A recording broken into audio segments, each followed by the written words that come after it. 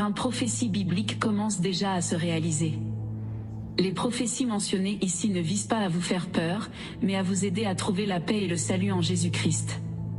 Et pour cela, j'ai inclus une prière à la fin de cette vidéo. Et voici les prophéties. Il n'est pas nouveau que les gens remettent en question la véracité des Saintes Écritures et de leurs prophéties sur la fin des temps. Ce qu'ils disent n'est pas nouveau, ils le disent depuis longtemps, et rien ne se passe, tout continue comme toujours. Le verset suivant en parle, je cite, la deuxième lettre de Pierre 3, 3 à 4. Enseignés par vos apôtres, sachant avant tout que, dans les derniers jours, il viendra des moqueurs avec leur raillerie, marchant selon leur propre convoitise, et disant, où est la promesse de son avènement? Car, depuis que les pères sont morts, tout demeure comme dès le commencement de la création. Au milieu d'événements mondiaux importants, nous plongeons dans les Saintes Écritures, à la recherche de signes et d'indices sur l'accomplissement imminent de leurs anciennes prophéties. Que vous soyez un croyant fervent ou un sceptique curieux, cette vidéo suscitera en vous le désir de comprendre ce que la Bible nous dit sur notre présent et notre avenir, ainsi que les révélations prophétiques qui pourraient être sur le point de se produire. Prophétie numéro 1. La renaissance d'Israël, telle que prophétisée, dans Jérémie 16, 15, dit. Mais on dira, l'Éternel est vivant, lui qui a fait monter les enfants d'Israël du pays du septentrion et de tous les pays où il les avait chassés. Je les ramènerai dans leur pays, que j'avais donné à leur père. Et, dans Ésaïe 66, 8, la Bible nous le dit. Qui a jamais entendu pareille chose? Qui a jamais vu rien de semblable? Un pays peut-il naître en un jour? Une nation est-elle enfantée d'un seul coup? À peine en travail, Sion a enfanté ses fils. Et aussi Ézéchiel 37, 21. Et tu leur diras, ainsi parle le Seigneur, l'Éternel, voici, je prendrai les enfants d'Israël du milieu des nations où ils sont allés, je les rassemblerai de toutes parts, et je les ramènerai dans leur pays. L'accomplissement de cette prophétie a eu lieu en 1948, marquant l'établissement d'Israël en tant que nation en un seul jour. Il s'agit d'un signe contemporain significatif, fournissant un cadre temporel pour la fin des temps et le retour anticipé du Seigneur Jésus-Christ. À ce sujet, Jésus l'a explicitement transmis à ses disciples, et je cite Matthieu 24, 34. Je vous le dis en vérité, cette génération ne passera point, que tout cela n'arrive. La génération à laquelle Jésus faisait référence est la nôtre, celle à laquelle nous appartenons actuellement. Prophétie numéro 2. Les douleurs du travail. Les signes de la fin des temps seront comme des douleurs d'accouchement. Jésus a mentionné plusieurs signes qui précéderaient la fin des temps, notamment les guerres, les famines, les tremblements de terre et la grande persécution de ses disciples, c'est dans Matthieu 24, 6 à 8. Vous entendrez parler de guerre et de bruit de guerre, gardez-vous d'être troublés, car il faut que ces choses arrivent. Mais ce ne sera pas encore la fin. Une nation s'élèvera contre une nation, et un royaume contre un royaume, et il y aura, en divers lieux, des famines et des tremblements de terre. Tout cela ne sera que le commencement des douleurs. Jésus a fait référence à une période de troubles et de tribulations croissantes avant que la fin n'arrive. Les chrétiens du monde entier seront perçus comme des fanatiques, des extrémistes et des intolérants. Ils seront annulés et réduits au silence. Ils seront finalement persécutés et exécutés pour avoir suivi Jésus et la doctrine biblique. Tout comme cela s'est produit avec les premiers chrétiens. Dans Matthieu 24, 9. Alors on vous livrera au tourment, et l'on vous fera mourir, et vous serez haïs de toutes les nations, à cause de mon nom. Les gens deviendront méchants, et le mal sera appelé bien et le bien sera appelé mal. Le prophète Isaïe l'a mieux dit dans Isaïe 5, 20. Malheur à ceux qui appellent le mal bien, et le bien mal, qui changent les ténèbres en lumière, et la lumière en ténèbres, qui changent l'amertume en douceur, et la douceur en amertume. Il sera considéré comme normal que les femmes aient des relations sexuelles avec des femmes et des hommes avec des hommes. Le mal sera bien et le bien sera considéré comme mal. Vous pouvez trouver ces versets dans Romains 1, 26, 1 Corinthiens 6, 9 et Galates 5, 19-21. Mais les lâches et les incrédules, les abominables et les meurtriers, les fornicateurs et les sorciers, les idolâtres et tous les menteurs auront leur part dans les temps ardents de feu et de soufre, qui est la seconde mort. Encore une fois, cet avertissement sévère est répété dans Apocalypse 22, 15. Et dans 2 Timothée 3, 1-7. Sache que, dans les derniers jours, il y aura des temps difficiles. Car les hommes seront égoïstes, amis de l'argent, fanfarons, hautains, blasphémateurs, rebelles à leurs parents, ingrats, irréligieux, insensibles, déloyaux, calomniateurs, intempérants, cruels, ennemis des gens de bien, traîtres, emportés, enflés d'orgueil, aimant le plaisir plus que Dieu, ayant l'apparence de la piété, mais reniant ce qui en fait la force. Éloigne-toi de ces hommes-là.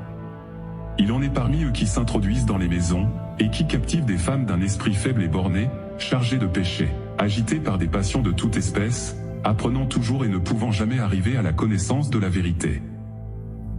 Prophétie numéro 3. Il y aura des moqueurs. Ce verset ci-dessous a servi d'ouverture à notre vidéo et je vais le réitérer. 2 Pierre 3, 3-4. Enseignés par vos apôtres, sachant avant tout que, dans les derniers jours, il viendra des moqueurs avec leur raillerie, marchant selon leur propre convoitise, et disant, où est la promesse de son avènement? Car, depuis que les pères sont morts, tout demeure comme dès le commencement de la création. Ne réalisez-vous pas que la perception du temps par Dieu diffère de notre compréhension terrestre du temps? Dans 2 Pierre 3, 8, il est dit: Mais il est une chose, bien-aimés, que vous ne devez pas ignorer, c'est que, devant le Seigneur, un jour est comme 1000 ans, et 1000 ans sont comme un jour. Des moqueurs surgiront, certains nourrissant de l'animosité envers les chrétiens, tandis que d'autres persisteront dans leurs activités mondaines, inconscients des préoccupations imminentes du monde. Soudain, un changement se produira, semblable au jour précédant le grand déluge, lorsque les pluies tombèrent, la porte de l'arche fut scellée et le salut échappa à ceux qui n'étaient pas préparés. Jésus a explicitement averti ses disciples de la fin des temps, comme le documente Matthieu 24, 37-39. Ce qui arriva du temps de Noé, arrivera de même à l'avènement du Fils de l'homme. Car, dans les jours qui précédèrent le déluge, les hommes mangeaient et buvaient, se mariaient et mariaient leurs enfants, jusqu'au jour où Noé entra dans l'arche, et ils ne se doutèrent de rien, jusqu'à ce que le déluge vînt et les emporta tous, il en sera de même à l'avènement du Fils de l'homme. Jésus lui-même a mentionné les jours de l'eau, lorsque le Seigneur a détruit les mauvaises villes de Sodome et Gomorrhe, principalement à cause de son orgueil, de ses mauvaises actions, et même si nous avons du mal à le croire, à cause de son homosexualité. Dans Luc 17, 28, 29, il est dit: Ce qui arriva du temps de l'eau arrivera pareillement. Les hommes mangeaient, buvaient, achetaient, vendaient, plantaient, bâtissaient, mais le jour où l'eau sortit de Sodome, une pluie de feu et de soufre tomba du ciel, et les fit tous périr. À l'époque, il y avait des moqueurs qui se moquaient et attaquaient, tout comme ils le font à notre époque, ces mêmes schémas existent depuis le début. Alors pourquoi s'attendre à quelque chose de différent à notre époque? Prophétie numéro 4. Tromperie, fausse religion et apostasie. Avant la fin des temps, de nombreux faux prophètes apparaîtront, montrant des signes impressionnants, égarant potentiellement même les véritables disciples du Christ. Dans Matthieu 24, 23-26, Jésus dit: Si quelqu'un vous dit alors, le Christ est ici, ou, il est là, ne le croyez pas. Car il s'élèvera de faux Christ et de faux prophètes, ils feront de grands prodiges et des miracles, au point de séduire, s'il était possible, même les élus. Voici, je vous l'ai annoncé d'avance. Si donc on vous dit, voici, il est dans le désert, n'y allez pas, voici, il est dans les chambres, ne le croyez pas. Identifier les faux prophètes. Toute personne qui prétend être un prophète de Dieu, mais nie les croyances essentielles en la divinité du Christ, sa mort et sa résurrection, ou son incarnation en tant que Dieu dans la chair, est considérée comme un faux prophète et un antéchrist. Ces personnes risquent d'être séparées éternellement de Dieu, et leur influence peut conduire les autres sur le chemin de la damnation éternelle. Prophétie numéro 5. L'enlèvement de l'Église, l'enlèvement ou le rassemblement de croyants pour rencontrer Jésus dans les airs. Jésus appelle les croyants à monter avec lui sur les nuées. En un clin d'œil, une transformation physique remarquable se produira. Ceux qui sont morts en Christ seront les premiers à être rattrapés, suivis par ceux qui sont encore en vie. Cet événement aura lieu avant le début de la tribulation. Tout comme Noé et Lot ainsi que leurs familles ont été sauvés, Jésus garantit la sécurité de sa propre famille. Dans 1 Thessaloniciens 4, 14 et 18, les Écritures disent: Car, si nous croyons que Jésus est mort, et qu'il est ressuscité, croyons aussi que Dieu ramènera par Jésus, et avec lui, ceux qui sont morts.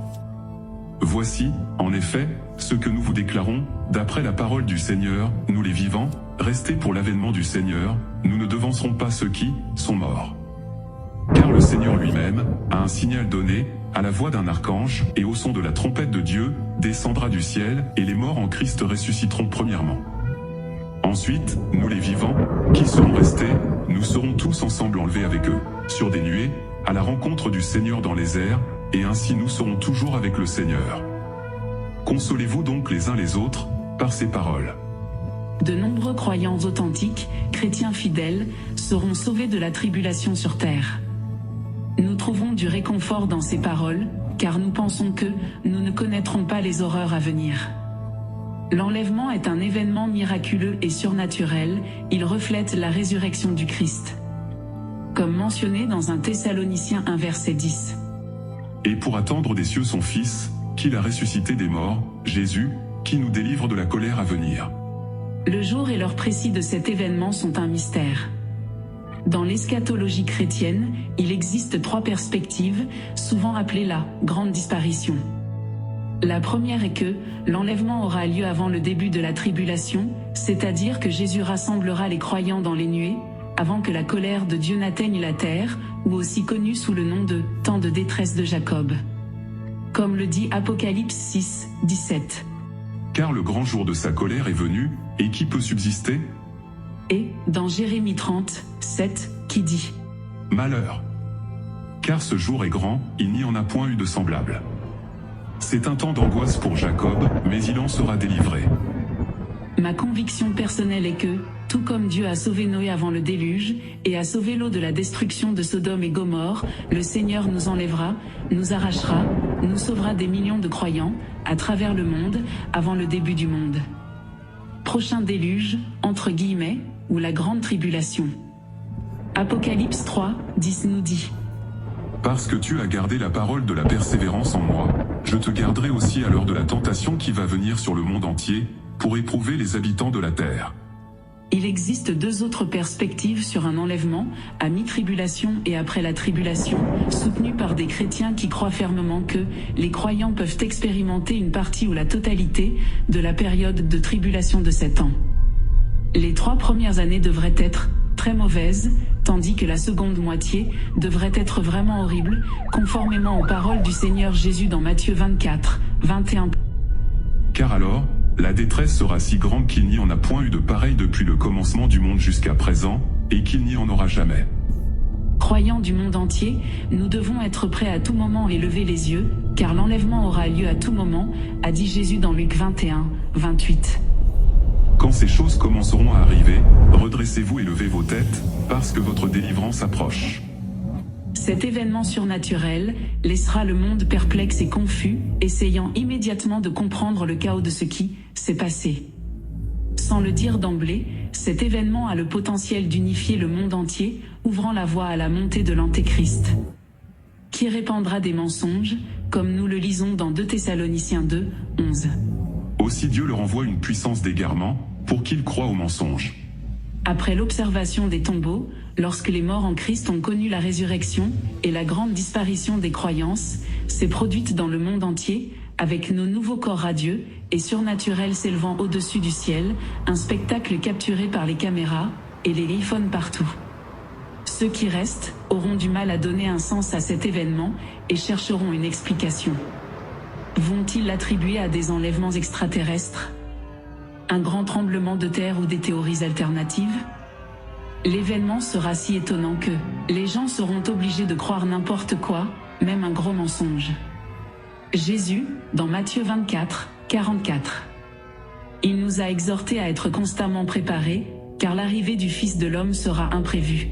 Par conséquent, soyez également préparés, parce que le Fils de l'homme viendra à une heure à laquelle vous ne pensez pas. Prophétie numéro 6. La reconstruction du 3e temple. Le roi Salomon construisit le premier temple, qui fut détruit 400 ans plus tard, lorsque le roi de Babylone conquit Jérusalem. Un 2e temple fut construit plus tard, qui fut également détruit en 70 après J.C. par les Romains, exactement comme Jésus l'avait annoncé. Les prophéties prédisent la construction d'un troisième temple à Jérusalem, où les sacrifices d'animaux reprendront, et où l'Antéchrist devrait entrer pour exiger un culte. L'organisation du Temple Institute, de Jérusalem, a passé des décennies à planifier la reconstruction du nouveau temple juif, confronté à un obstacle majeur, le dôme du rocher. L'Antéchrist charismatique pourrait-il résoudre ce défi, dans le cadre d'un traité de paix, avec de nombreuses nations ? Cela pourrait même changer le paysage d'Israël, en divisant éventuellement le territoire, et en garantissant un site désigné sur le mont du Temple, pour la construction du nouveau temple juif. Il est intéressant de noter qu'une construction rapide de ce temple est prévue, et le Temple Institute affirme qu'il est prêt, suggérant que d'ici quelques semaines, un nouveau temple pourrait s'élever sur ou autour du mont du Temple. Prophétie numéro 7. Un pacte confirmé avec beaucoup pour 7 ans. Un événement prophétique important implique la confirmation d'une alliance avec de nombreuses nations, qui durera 7 ans. Cet événement peut se dérouler à proximité chronologique de la construction du troisième temple. Peut-être que des semaines ou des mois d'intervalle, ou peut-être que la construction du troisième temple mentionné ci-dessus, pourrait être une composante intégrée d'un traité plus vaste, mais dans tous les cas, ce pacte s'étend sur 7 ans.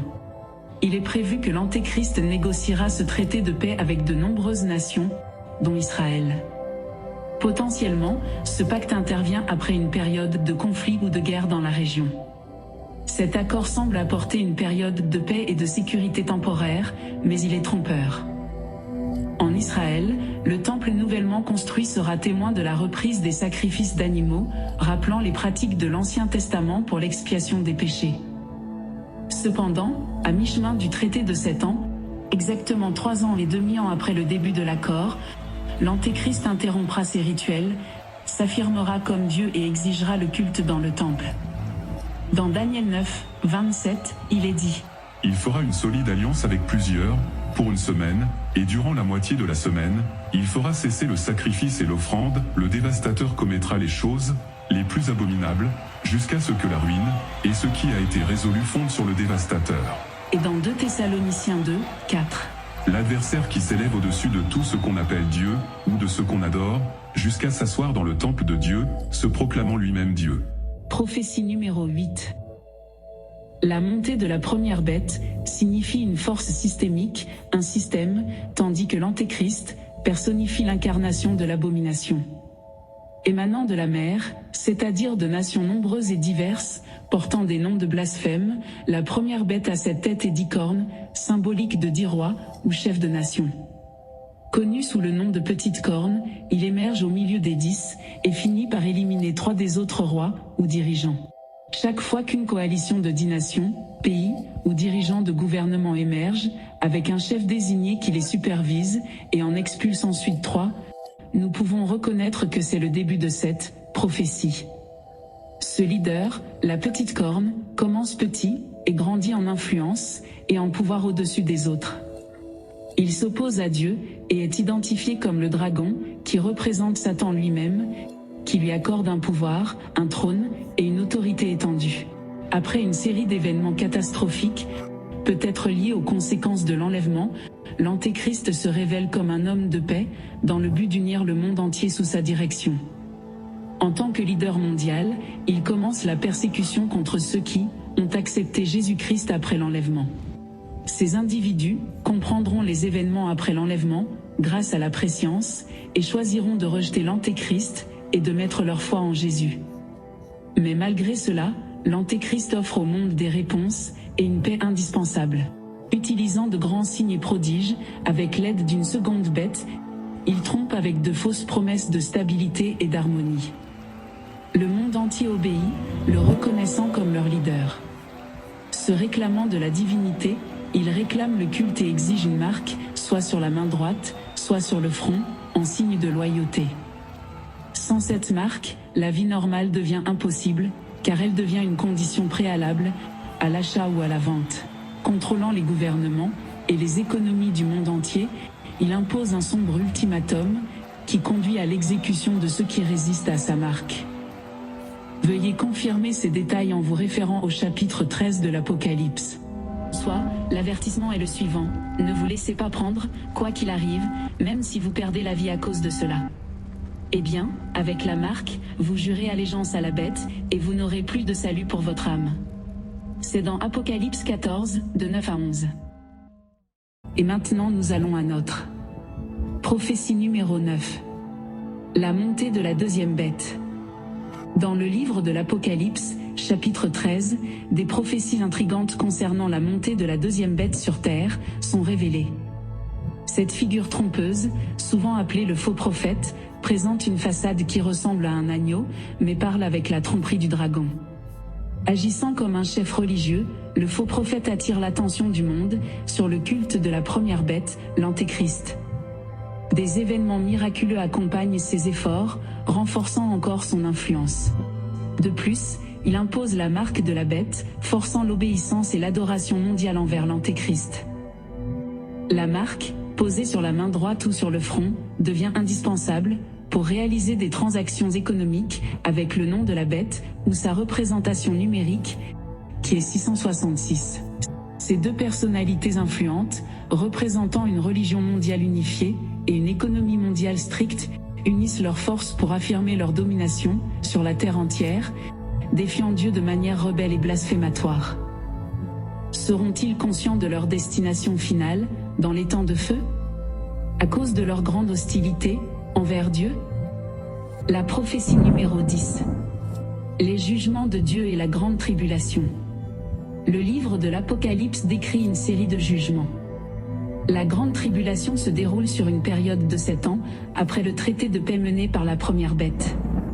Commençant par une alliance impliquant la nation d'Israël, elle marque le début d'une période de détresse sans précédent, marquée par des événements catastrophiques et des maux comme au jour de Noé, qui précédèrent le grand déluge. Au milieu de ces tribulations, Dieu envoie 2 justes témoins, dotés de pouvoirs miraculeux, dans le but de tourner les hommes vers Dieu au milieu de toutes ces horreurs. Matthieu 24, 21 et 22 dit: Car alors, la détresse sera si grande qu'il n'y en a point eu de pareil depuis le commencement du monde jusqu'à présent, et qu'il n'y en aura jamais. Et, si ces jours n'étaient abrégés, personne ne serait sauvé, mais, à cause des élus, ces jours seront abrégés.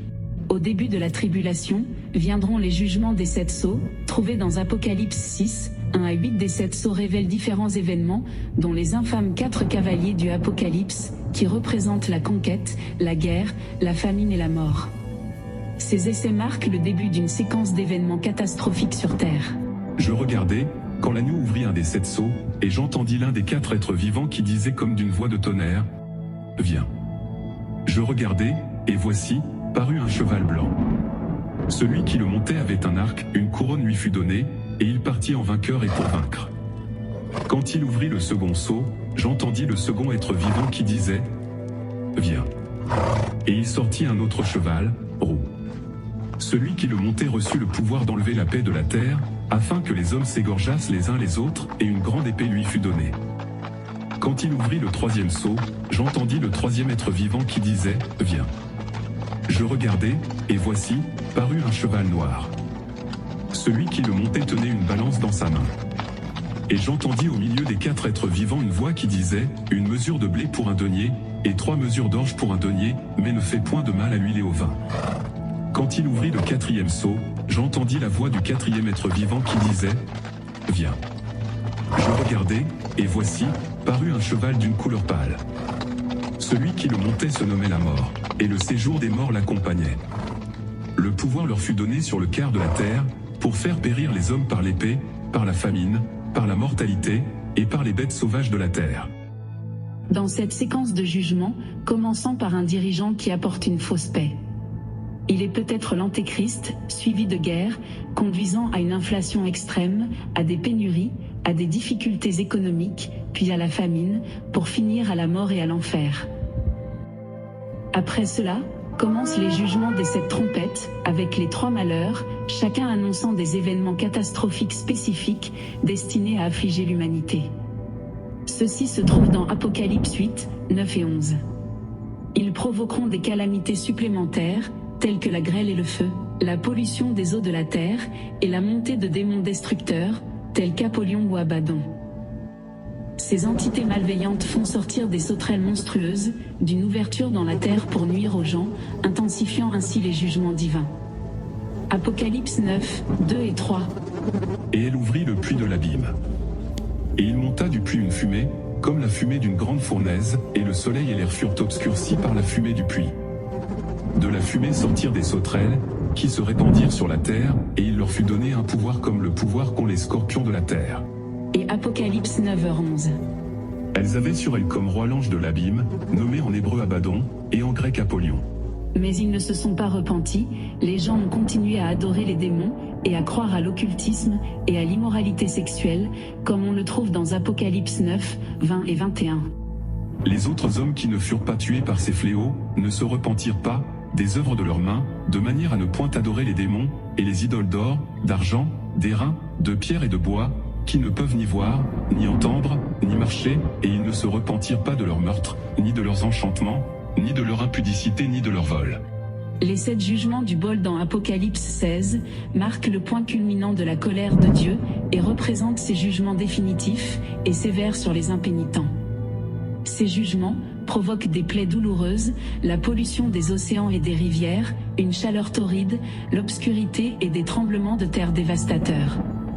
La plupart des jugements reflètent les plaies d'Égypte, mais avec plus d'intensité. Le 6e versa sa coupe sur le grand fleuve, l'Euphrate. Et son eau tarit, afin que le chemin des rois venant de l'Orient fût préparé. La gravité de la grande tribulation est si profonde que même le ciel reste silencieux pendant une demi-heure. Le monde devient un chaudron de mal, de terreur et d'événements surnaturels, provoquant la mort des gens par simple peur, Luc 21, 26. Le cœur des hommes leur fait défaut, lorsqu'ils sont témoins des événements qui se déroulent sur terre, avec toutes les puissances du ciel en agitation. Un moment charnière au cours de la tribulation est l'Antéchrist, ou abomination de la désolation, qui marque le milieu de la période de 7 ans. Cet événement implique la profanation du lieu saint du temple reconstruit, comme le prophétise Daniel, 9, 27 et Matthieu, 24, 15. L'homme de péché commet un sacrilège en se proclamant Dieu, en plaçant son image à l'intérieur du temple juif, nouvellement construit en Jérusalem. Cette image exige un culte, menaçant de mort ceux qui refusent. De plus, ceux qui rejettent sa marque meurent par décapitation.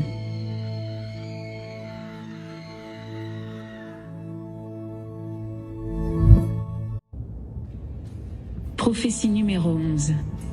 Le retour triomphal de Jésus-Christ, la seconde venue.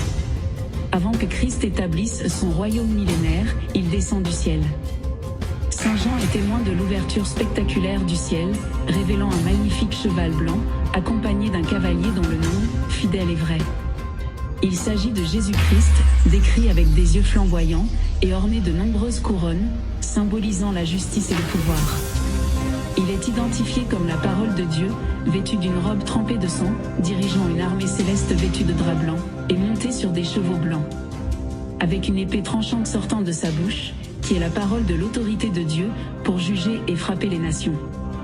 Les inscriptions sur sa tunique et sur sa cuisse proclament son titre majestueux, Roi des rois et Seigneur des seigneurs. Ces images saisissantes représentent le retour triomphal du Messie, l'accomplissement des promesses prophétiques de l'Ancien et du Nouveau Testament. Comme nous le lisons dans Matthieu 24, 29 et 31. Aussitôt après ces jours de détresse, le soleil s'obscurcira, la lune ne donnera plus sa lumière, les étoiles tomberont du ciel, et les puissances des cieux seront ébranlées. Alors le signe du Fils de l'homme paraîtra dans le ciel, toutes les tribus de la terre se lamenteront, et elles verront le Fils de l'homme, venant sur les nuées du ciel, avec puissance et une grande gloire. Il enverra ses anges avec la trompette retentissante, et ils rassembleront ses élus des 4 vents, depuis une extrémité des cieux jusqu'à l'autre. Et dans Apocalypse 19, 11 à 16, le passage dit: Puis je vis le ciel ouvert, et voici, parut un cheval blanc. Celui qui le montait s'appelle Fidèle et Véritable, et il juge et combat avec justice. Ses yeux étaient comme une flamme de feu, sur sa tête étaient plusieurs diadèmes, il avait un nom écrit, que personne ne connaît, si ce n'est lui-même, et il était revêtu d'un vêtement teint de sang. Son nom est la parole de Dieu. Les armées qui sont dans le ciel le suivaient, sur des chevaux blancs, revêtus d'un fin lin, blanc, pur. De sa bouche sortait une épée aiguë, pour frapper les nations. Il les pètera avec une verge de fer, et il foulera la cuve du vin, de l'ardente colère du Dieu Tout-Puissant. Il avait sur son vêtement et sur sa cuisse un nom écrit, Roi des rois, et Seigneur des seigneurs. Et dans Apocalypse 19, 11 à 16, le passage dit: Alors je répandrai sur la maison de David, et sur les habitants de Jérusalem, un esprit de grâce et de supplication, et ils tourneront les regards vers moi, celui qu'ils ont percé. Ils pleureront sur lui, comme on pleure sur un fils unique, ils pleureront amèrement sur lui, comme on pleure sur un premier-né. En ce jour-là, le deuil sera grand à Jérusalem, comme le deuil d'Adadrimon, dans la vallée de Megiddo. Zacharie continue dans les chapitres 13 et 14, où il parle d'un temps de détresse et de guerre contre Israël. Jésus mène la bataille et atterrit sur le mont des Oliviers, le brisant en deux. Montant un cheval blanc, il se distingue du cheval blanc, associé aux 4 cavaliers de la tribulation. Jésus accomplit sa promesse d'il y a 2000 ans, ne revenant ni comme un serviteur, ni comme un agneau, comme ce fut sa première visite sur terre, mais comme le roi triomphant des rois, et juste juge, le lion de Juda. Son objectif est de mettre fin au royaume du mal, qui existe depuis le début de la terre, et d'établir son royaume. Accompagnés de légions d'anges, et de leurs saints, ce sont des croyants enlevés avant la tribulation. La seconde venue du Christ incarne l'accomplissement des promesses divines de justice, de rédemption et de réconciliation, telles qu'elles sont véhiculées dans les Saintes Écritures. Voici quelques versets, encore plus étonnants, pour vérifier et confirmer la divinité de Jésus-Christ et la véracité de son retour sur terre. Avant cela, il est important de noter que les Juifs interprètent les Saintes Écritures différemment des chrétiens et des Juifs messianiques qui reconnaissent Jésus comme le Messie, tout comme nous. Même parmi les Juifs modernes et orthodoxes, ils n'acceptent pas que Yeshua, Jésus, soit le Messie ou le Christ, ni qu'il incarne tous les attributs de Dieu dans la chair. Au lieu de cela, la croyance juive se concentre, souvent sur 2 ou 3 archétypes du Messie. Élie, le Messie ben Joseph, et le Messie ben David. Cependant, on pense que de nombreux Juifs parviendront à la foi pendant la tribulation, et qu'en fin de compte, tous les yeux sur la terre témoigneront, et s'inclineront devant Yeshua. C'est ainsi que nous raconte le prophète Isaïe, chapitre 9, versets 6 à 7, à propos de la première venue du Messie. Car un enfant nous est né, un fils nous est donné, et la domination reposera sur son épaule, on l'appellera admirable, conseiller, Dieu puissant, Père éternel, Prince de la paix. Donné à l'empire de l'accroissement, et une paix sans fin au trône de David, et à son royaume, l'affermir et le soutenir par le droit et par la justice, dès maintenant, et à toujours. Et Daniel 7, 13 à 14 nous dit: Je regardais pendant mes visions nocturnes, et voici, sur les nuées des cieux arriva quelqu'un, de semblable à un fils de l'homme, il s'avança vers l'ancien des jours, et on le fit approcher de lui. On lui donna la domination, la gloire et le règne, et tous les peuples, les nations, et les hommes de toute langue, le servirent. Sa domination est une domination éternelle, qui ne passera point, et son règne ne sera jamais détruit. Et du prophète Zacharie, 14, 4. Ses pieds se poseront en ce jour, sur la montagne des Oliviers, qui est vis-à-vis de Jérusalem, du côté de l'Orient, la montagne des Oliviers, se fendra par le milieu, à l'Orient et à l'Occident, et il se formera une très grande vallée, une moitié de la montagne reculera vers le septentrion, et une moitié vers le midi. Et dans le Nouveau Testament, Matthieu 24, 30 et 31. Alors, le signe du Fils de l'homme paraîtra dans le ciel, toutes les tribus de la terre se lamenteront, et elles verront le Fils de l'homme venant sur les nuées du ciel, avec puissance et une grande gloire. Il enverra ses anges avec la trompette retentissante, et ils rassembleront ses élus des 4 vents, depuis une extrémité des cieux, jusqu'à l'autre. Et dans le Nouveau Testament, en Apocalypse 7. Voici, il vient avec les nuées. Et tout œil le verra, même ceux qui l'ont percé, et toutes les tribus de la terre se lamenteront à cause de lui. Oui. Amen. Aussi, dans le Nouveau Testament, saint Paul nous dit, dans sa première lettre aux Thessaloniciens, chapitre 4, versets 16 et 17. Car le Seigneur lui-même a un signal donné, à la voix d'un archange, et au son de la trompette de Dieu, descendra du ciel, et les morts en Christ ressusciteront premièrement. Ensuite, nous les vivants, qui seront restés, nous serons tous ensemble enlevés, avec eux, sur des nuées, à la rencontre du Seigneur dans les airs, et ainsi nous serons toujours, avec le Seigneur. Prophétie numéro 12. Les noces de l'agneau. Ce passage décrit une scène de grande joie dans le ciel, alors que les noces de l'agneau, symbolisant le Christ, ont lieu, et que son épouse, symbolisant l'Église des croyants, est préparée et ornée pour l'occasion. Le fin lin mentionné représente les bonnes œuvres des saints. L'invitation au repas de noces de l'agneau est considérée comme un symbole de l'union définitive entre le Christ et ses disciples, point culminant du dessein rédempteur de Dieu. La référence principale à cet événement se trouve dans Apocalypse 19, 6-9, et dit : Et j'entendis comme une voix d'une foule nombreuse, comme un bruit de gros eaux, et comme un bruit de fort tonnerre, disant : Alléluia. Car le Seigneur notre Dieu, Tout-Puissant est entré dans son règne. Réjouissons-nous et soyons dans l'allégresse, et donnons-lui gloire, car les noces de l'agneau sont venues, et son épouse s'est préparée, et il lui a été donné de se revêtir d'un fin lin, éclatant, pur.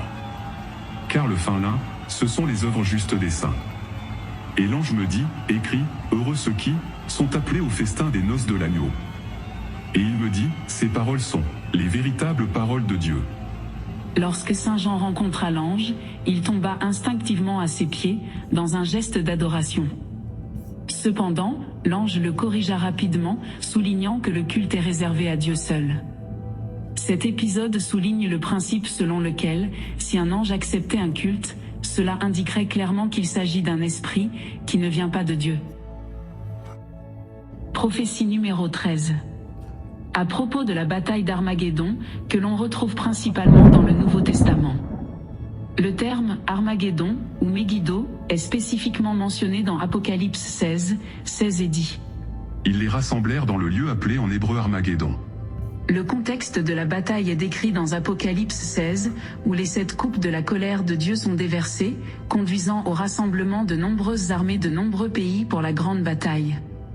On retrouve ce passage étonnant dans Apocalypse chapitre 16, 12 à 16 où il nous dit : Le 6e versa sa coupe sur le grand fleuve, l'Euphrate. Et son otarie, afin que le chemin des rois venant de l'Orient fût préparé. Et je vis sortir de la bouche du dragon, et de la bouche de la bête, et de la bouche du faux prophète, 3 esprits impurs, semblables à des grenouilles. Car ce sont des esprits de démons, qui font des prodiges, et qui vont vers les rois de toute la terre, afin de les rassembler, pour le combat du grand jour du Dieu, Tout-Puissant. Voici, je viens comme un voleur. Heureux celui qui veille, et qui garde ses vêtements, afin qu'il ne marche pas nu, et qu'on ne voit pas sa honte. Ils les rassemblèrent dans le lieu appelé en hébreu, Armageddon. La description détaillée de la bataille se poursuit dans Apocalypse 19, où le Christ est représenté comme le cavalier victorieux, sur un cheval blanc, menant les armées célestes contre l'Antéchrist, et ses armées de nombreux royaumes. Et dans Apocalypse 19, 19 à 21, il est dit : Et je vis la bête, et les rois de la terre, et leurs armées rassemblées, pour faire la guerre à celui qui était assis sur le cheval, et à son armée. Et la bête fut prise, et avec elle le faux prophète, qui avait fait devant elle les prodigies, par lesquels il avait séduit ceux qui avaient pris la marque de la bête, et adoré son image. Ils furent tous les deux jetés vivants, dans l'étang ardent de feu, et de soufre. Et les autres furent tués par l'épée, qui sortait de la bouche de celui qui était assis sur le cheval, et tous les oiseaux se rassasièrent de leur chair. La bataille d'Armageddon est présentée comme une confrontation entre les forces du bien et du mal, avec le triomphe final de la souveraineté de Dieu. Prophétie numéro 14. Satan est lié et restreint pendant 1000 ans. On le trouve dans Apocalypse 20. Jean a été témoin de la descente d'un ange du ciel, tenant la clé de l'abîme et portant une puissante chaîne. L'ange s'empara du dragon, identifié comme l'ancien serpent, le diable ou Satan, et pendant 1000 ans, le dragon fut jeté dans l'abîme, et l'entrée fut fermement scellée pour l'empêcher de tromper les nations, pendant ce millénaire. Cependant, après cette période, le dragon serait relâché pendant une courte période. Prophétie numéro 15. Le millénium. Le Christ établit son royaume pour 1000 ans. Dans l'Apocalypse chapitre 20, versets 1 à 6, on décrit un règne de 1000 ans du Christ, sur la terre, comme une période marquée par une paix complète, l'absence de crainte, et un environnement physique et spirituel idéal. Jésus règne comme roi sur toute la terre, marquant le début de la joie, de la paix et de la prospérité. Ésaïe 65, 20 fait allusion à une existence harmonieuse où les enfants interagissent, en toute sécurité, avec les animaux sauvages, et l'espérance de vie humaine est significativement prolongée, rappelant l'ère prédiluvienne. Cette ère millénaire promet une absence de maladie, une transformation de la société, et un soulagement pour la nature et les animaux des effets du péché. La joie du Seigneur couvre toute la terre.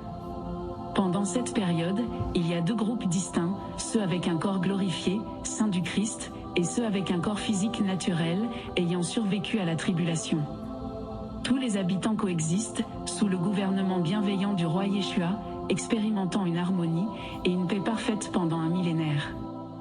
Malgré les conditions idylliques, survient une brève période de tromperie, tandis que Satan est libéré, ce qui conduit beaucoup à se rebeller, une fois de plus, contre Dieu, comme nous le lisons dans Apocalypse 20, 7-10. Gog et Magog Se rassemblent pour la bataille, mais Dieu intervient en envoyant du feu du ciel, pour les dévorer. Le diable se joint à l'Antéchrist, et aux faux prophètes, qui avaient déjà été jetés dans l'étang de feu, où ils endurent le tourment éternel. Prophétie numéro 16. Lorsque Satan est libéré, il provoque la guerre de Gog et Magog.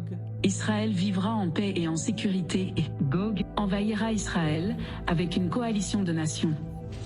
Ézéchiel 38, lui dit: Après bien des jours, tu seras à leur tête, dans la suite des années, tu marcheras contre le pays dont les habitants, échappés à l'épée, auront été rassemblés d'entre plusieurs peuples, sur les montagnes d'Israël longtemps désertes, retirés du milieu des peuples, ils seront tous en sécurité, dans leur demeure. De plus, dans Ézéchiel 38, 11. Tu diras, je monterai contre un pays ouvert, je fonderai sur des hommes tranquilles, en sécurité dans leur demeure, tous dans des habitations sans murailles, et n'ayant ni verrou ni porte. La narration continue, et Gog et Magog. accompagné de nombreuses nations, viendra du nord extrême avec une armée puissante. Cependant, le destin de Gog et des autres agresseurs n'est pas du tout favorable. La Russie, la Turquie, l'Iran, l'Éthiopie, la Libye et d'autres nations, mentionnées dans Ézéchiel 38, feront partie de cette coalition malveillante. Ce conflit prophétisé est compris comme une future guerre contre l'État d'Israël, renaissant et unifié. Après une victoire significative, Jésus se révélera comme le Seigneur Dieu à tout le monde. Les nations reconnaîtront que l'exil d'Israël a été le résultat de son infidélité envers Dieu, ce qui a conduit au jugement divin. Malgré cela, Dieu promet la restauration, la compassion et le déversement de son esprit sur eux. Ézéchiel 39, 25-29 le dit. C'est pourquoi ainsi parle le Seigneur, l'Éternel, maintenant je ramènerai les captifs de Jacob, j'aurai pitié de toute la maison d'Israël, et je serai jaloux de mon saint nom. Alors ils oublieront leur opprobre, et toutes les infidélités qu'ils ont commises envers moi, lorsqu'ils habitaient en sécurité leur pays, et qu'il n'y avait personne pour les troubler. Quand je les ramènerai d'entre les peuples, quand je les rassemblerai du pays de leurs ennemis, je serai sanctifié par eux aux yeux de beaucoup de nations. Et ils sauront que je suis l'Éternel, leur Dieu, qui les avait emmenés captifs parmi les nations, et qui les rassemble dans leur pays, je ne laisserai chez elles aucun d'eux, et je ne leur cacherai plus ma face, car je répandrai mon esprit sur la maison d'Israël, dit le Seigneur, l'Éternel. Et encore une fois, concernant le jugement de Satan, Apocalypse 20, 10 explique comment il est jeté dans l'étang de feu éternel et de soufre ardent, avec l'Antéchrist, c'est-à-dire la bête, et le faux prophète. Et nous lisons. Et le diable, qui les séduisait, fut jeté dans l'étang de feu et de soufre, où sont la bête et le faux prophète. Et ils seront tourmentés jour et nuit, au siècle des siècles. Prophétie numéro 17. Le grand trône blanc implique la résurrection et le jugement des morts et leur apparition finale devant Dieu. Lors de cet événement solennel, des livres sont ouverts révélant tous les actes des morts, en fonction desquels ils sont jugés. Ceux qui ne sont pas trouvés dans le livre de vie font face à la conséquence d'être jetés dans l'étang de feu, symbolisant la deuxième mort. Il est crucial de distinguer le grand trône blanc du tribunal du Christ, mentionné dans 2 Corinthiens 5h10, qui concerne les croyants en Jésus-Christ, qui sont sauvés. Ce jugement devant Christ est pour recevoir, ou ne pas recevoir, les récompenses éternelles du ciel. Car il nous faut tous comparaître devant le tribunal de Christ, afin que chacun reçoive selon le bien ou le mal qu'il aura fait, étant dans son corps. Et dans Romains 8, 1.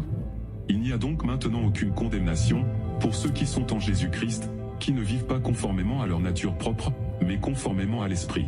Et dans la lettre aux Colossiens 3, 23 et 24, nous l'avons. Tout ce que vous faites, faites-le de tout votre cœur, comme pour le Seigneur, et non pour des hommes, sachant que vous recevrez du Seigneur un héritage pour récompense. En effet, le Seigneur que vous servez, c'est Christ. Le jugement du grand trône blanc est réservé à ceux qui n'ont pas mis leur confiance en Christ pour le salut. Il représente un moment profond où chaque individu passe par une évaluation exhaustive et finale de sa vie terrestre. Chaque personne est seule, rendant compte de ses actions devant le Saint-Dieu et ses anges. La gravité de l'occasion est amplifiée lorsqu'on réalise les opportunités perdues, le poids des repentirs, la perspective de l'éternité et la nature irrévocable de ses décisions passées. La réalisation émouvante, qu'il n'y a pas de possibilité de rembobiner et de remodeler sa vie entraîne une sensation de profonde tristesse et de repentir. La perspective imminente de faire face à la séparation éternelle de Dieu est accablante. Ceux qui choisissent de vivre leur vie sans Dieu n'auront d'autre choix que de passer l'éternité sans lui. Si seulement ils avaient pris le temps d'écouter la voix de Dieu, ne serait-ce que quelques minutes. Prophétie 18. Un nouveau ciel et une nouvelle terre. Selon le livre de l'Apocalypse, chapitre 21, une profonde transformation attend l'humanité, la création d'un nouveau ciel et d'une nouvelle terre. Jean, dans son récit visionnaire, décrit le magnifique surgissement de cette réalité céleste, la conclusion des cieux et de la terre précédents. La Nouvelle Jérusalem, décrite comme la cité sainte, descend du ciel, resplendissante, et paraît comme une épouse pour son époux. Ces images transmettent l'intimité que les croyants partageront avec Dieu dans cette nouvelle réalité et existence. Apocalypse 21, 1-2 dit. Puis, je vis un nouveau ciel et une nouvelle terre, car le premier ciel et la première terre avaient disparu, et la mer n'existait plus. Imaginez l'impressionnant spectacle céleste, alors que la ville sainte descend progressivement du ciel. Parallèlement à cet événement divin, il y aura la présence d'anges et d'autres êtres célestes. La ville sainte elle-même, manifestation de la gloire céleste, défile en tendant terrestre. Ses caractéristiques impressionnantes et sa grandeur divine dépassent la description, l'imagination humaine. Prophétie 19. La Nouvelle Jérusalem. Jean fut emmené en esprit sur une montagne majestueuse, là où il contempla la cité sainte, la Nouvelle Jérusalem, descendant de Dieu, irradiant la gloire de Dieu, semblable à des pierres précieuses. La ville avait 12 portes, portant le nom des tribus d'Israël, et 12 fondations, ornées des noms des apôtres. La Nouvelle Jérusalem est de proportions colossales, décrite avec une base mesurant environ 2220 km², soit 1380 miles², avec la même hauteur. Et elle était faite de toutes sortes de pierres précieuses et d'or pur, et ses fondations étaient ornées de pierres précieuses. Les 12 portes, chacune d'elles, étant une seule perle, s'ouvraient sur une rue d'or. Jean ne vit pas de temple, car le Seigneur Dieu et l'agneau étaient le temple. Ils étaient éclairés par la gloire de Dieu, et l'agneau était leur lampe. Il n'y a ni nuit, ni soleil, ni lune qui brille sur elles. Les portes ne se ferment jamais. Rien de souillé n'entrera jamais dans la ville, seuls ceux dont les noms sont écrits, dans le livre de vie de l'agneau, auront la permission d'entrer. Prophétie 20. Éden restauré. Nous avons atteint la prophétie finale, dans Apocalypse chapitre 22, lit-on. Puis, il me montra le fleuve d'eau de la vie, limpide comme du cristal, qui sortait du trône de Dieu et de l'agneau. Au milieu de la place de la ville, et entre les deux bras du fleuve, se trouvait l'arbre de vie, qui produit 12 récoltes, il donne son fruit chaque mois, et ses feuilles servent à la guérison des nations. Il n'y aura plus de malédiction. Le trône de Dieu et de l'agneau sera dans la ville, ses serviteurs lui rendront un culte. Ils verront son visage, et son nom sera sur leur front. Il n'y aura plus de nuit, et ils n'auront besoin ni de la lumière d'une lampe, ni de celle du soleil, parce que le Seigneur Dieu les éclairera. Et ils régneront au siècle des siècles. Et enfin, l'invitation et l'avertissement sérieux. Apocalypse 22, 12 à 21, c'est Jésus qui dit. Voici, je viens bientôt, et j'apporte avec moi ma récompense, pour traiter chacun conformément à son œuvre. Je suis l'alpha et l'oméga, le premier et le dernier, le commencement et la fin. Heureux ceux qui lavent leurs robes, ils auront droit à l'arbre de vie, et pourront entrer par les portes dans la ville. Dehors les chiens, les sorciers, ceux qui vivent dans l'immoralité sexuelle, les meurtriers, les idolâtres et tous ceux qui aiment et pratiquent le mensonge. Moi Jésus, j'ai envoyé mon ange, pour vous attester ces choses dans les églises. Je suis le rejeton de la racine de David, et son descendant, l'étoile brillante du matin. L'esprit et l'épouse disent, viens. Que celui qui entend dise, viens. Que celui qui a soif vienne. Que celui qui veut de l'eau de la vie la prenne gratuitement. Je le déclare à toute personne, qui écoute les paroles de prophétie de ce livre, si quelqu'un y ajoute quelque chose, Dieu lui ajoutera les fléaux décrits dans ce livre, et si quelqu'un enlève quelque chose aux paroles du livre de cette prophétie, Dieu enlèvera sa part de l'arbre de la vie, et de la ville sainte décrit dans ce livre. Celui qui atteste ces choses dit, oui, je viens bientôt. Amen. Viens, Seigneur Jésus. Que la grâce du Seigneur Jésus-Christ soit avec tous les saints. Nous serons au ciel avec le Seigneur pour l'éternité, notre nouveau corps sera tel que nous pourrons être en présence de Dieu, pour ne jamais être séparés de lui par le sang de l'agneau. Louange, honneur et gloire à notre divin Sauveur Jésus-Christ, qui nous a aimés en premier. Avoue tes péchés et repens-toi. Cherche le salut en Jésus-Christ. Il a dit, je suis le chemin, la vérité et la vie, personne ne vient au Père sinon par moi. Jean 14h06. Il est urgent de répondre à l'appel de Dieu pour le salut. Accepte Jésus-Christ maintenant, demain il pourrait être trop tard, car je crois fermement que nous vivons actuellement les dernières secondes des derniers jours. Répète cette prière simple. Dieu qui es au ciel, je sais que je suis pécheur, je le regrette et me repens de tous mes péchés. J'invoque le nom de Jésus-Christ avec foi, pour qu'il me pardonne tous mes péchés, passés, présents et futurs, et me lave avec son sang sacrificiel. Si je déclare de ma bouche que Jésus est le Seigneur, et que je crois dans mon cœur que Dieu l'a ressuscité des morts, je serai sauvé. Car c'est en croyant de tout cœur que je suis justifié, et en confessant de la bouche que je suis sauvé. Je lis cela dans ta sainte parole, dans Romains 10, 9-10. S'il te plaît, remplis-moi de ton Esprit Saint. Merci Seigneur Jésus et je le demande en ton nom. Amen. Suivons la guidance du Saint-Esprit, pour éveiller les cœurs de nombreux, et apporter l'évangile de Jésus-Christ pour la salvation, à un monde très troublé. Dans la prochaine vidéo, qu'est-ce que le plan de salvation, sur le ciel et l'enfer, et de quoi Jésus nous sauve-t-il? Partagez et abonnez-vous, nous nous reverrons bientôt et que Dieu vous bénisse.